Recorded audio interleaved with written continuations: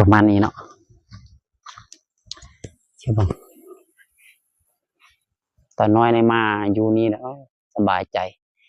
เฮ็ดสนำเฮ็ดตูบน้อยเนาะพอแม่มาพามานอนอยู่ไห้นี่แหละยีนเข้าโรงเรียนตอนน้อยนี่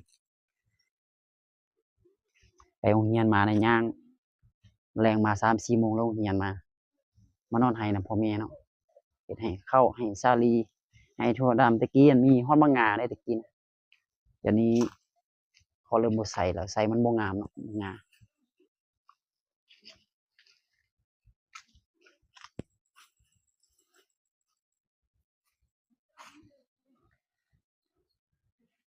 ฮอด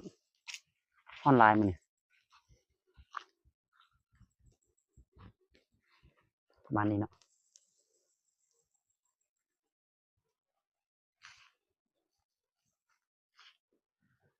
เดี๋ยวซ้ำนี้เด้อบ๊ายบายเจอกันมื้อหน้าคลิปหน้ามื้อหน้าสิมาถ่ายสิไปอันทางแคมป์คลองบ่เนาะไปเบิ่งวิวแคมป์คลองมื้อหน้านะบ๊ายบาย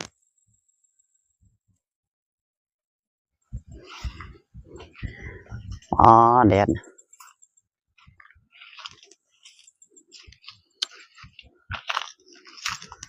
ร้อนขนาดเอ้าสิให้เบิ่งซ้ำนี้เนาะอันนี้มันยอดยังบ่บวบเลยก็สิประมาณนี้แหละแต่มันเริ่มบ่งามแล้วมันเป็นมากแก่บวบ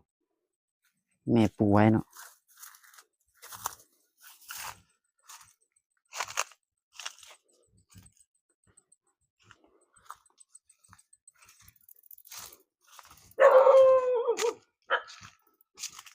กกสีดามาตอนไม่เคยเห็นซูเนาะกูเจ้าของอยู่ได้เฮากูยังก็สิประมาณนี้แล้วเนาะฮ้อนมันเนี่ย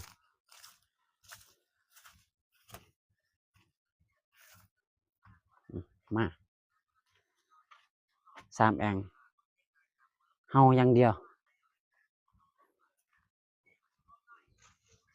อันนี้หลานเห็นยังไม่เห็นยังเล็กน้อย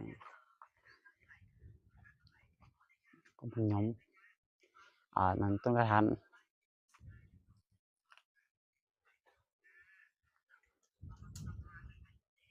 ไว้ซ้ำนี้เด้อบ๊ายบายเจอกันคลิปหน้า